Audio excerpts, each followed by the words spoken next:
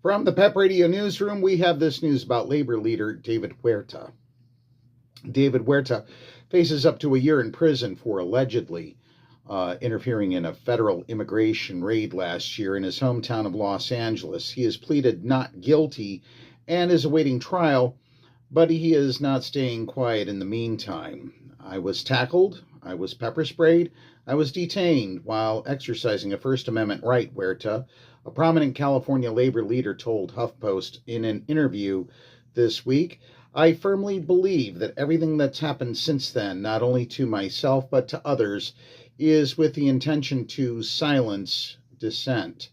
It's state repression against people who are exercising their First Amendment rights.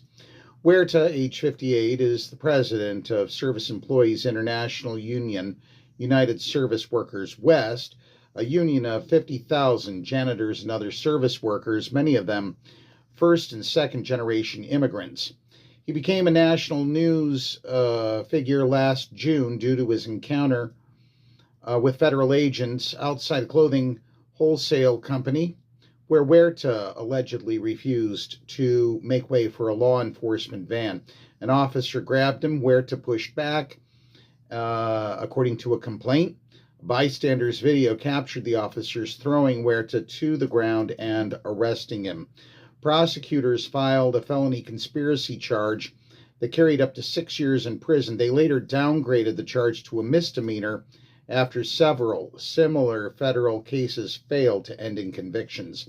A father of two, Huerta said the possibility of prison time was a lot to grapple with early on. He felt as though Trump-aligned prosecutors viewed him as a trophy to be put on the mantle. U.S. Attorney Bill Asaley posted a photo of Huerta in handcuffs and wrote on X, "I don't care who you are. If you impede federal agents, you will be arrested and prosecuted."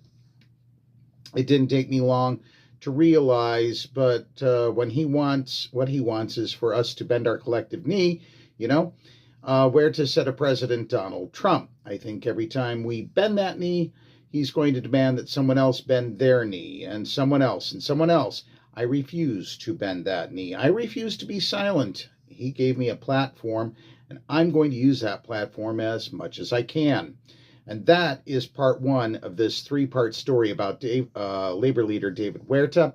We'll have part two shortly. From the PEP Radio Newsroom, I'm David Moore.